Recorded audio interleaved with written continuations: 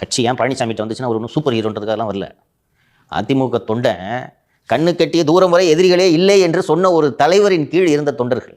அப்படிப்பட்ட தொண்டர்களுக்கு என் வாழ்நாள் பாக்கியமாக கருதுவேன் என்று சொல்லும் ஒரு தலைவர் எப்படி தலைவனாக முடியும்? காமராஜரை பத்தி தப்பா பேசுறாங்க அப்படின்னு சொல்லிட்டு ஒரு லைட்டான ஒரு இது ஆரம்பிச்சுது. ஆனா பாத்தீங்கன்னா அப்படியே அமைதி ஆயிட்டாங்க. காங்கிரஸ் சைட்ல இருந்து ஒரு முக்கால் முனங்கள் கூட கிடையாது. அவங்களோட கூட்டணி ரொம்ப ஸ்ட்ராங்கா இருக்கு. அப்படி இருக்கும்போது ஒரே ஒரு பிஜேபி அதிமுக சேர்றதுல அவங்களுக்கு என்ன பயம் வந்திருக்கும்னு சொல்றீங்க?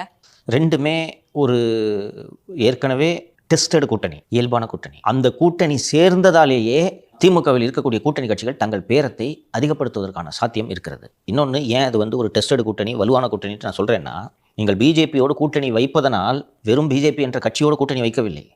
அமலாக்கத்துறையோடு கூட்டணி வைத்திருக்கிறீர்கள், சிபிஐயோடு கூட்டணி வைத்திருக்கிறீர்கள், வருமான வரித்துறையோடு கூட்டணி வைத்திருக்கிறீர்கள், எல்லாவற்றையும் விட முக்கியமாக தேர்தல் ஆணையத்தோடு கூட்டணி வைத்திருக்கிறீர்கள். இதுதான் டேஞ்சர். இன்னொன்று, இவங்க எல்லாரும் சொல்லிட்டு இருக்காங்க இது பெரியார் மண்ணுன்னு. சாப்பிட்டு இந்துத்துவா எடுபடுங்க. இவ்வளோ நாள் நம்ம அதுக்கு பழக்கப்பட்டுட்டோம். எல்லாரும் சொல்கிறோம் பெரியார் மண்ணுன்னு சொல்லியிருக்கோம். அத்திவரதர் 4 கோடி பேர் போய் பார்த்தாங்களா? சில கோடிகள் சென்று பார்த்தார்களா? இதுவும் ஒரு கன்சர்வேட்டிவ் லேண்டு தான்.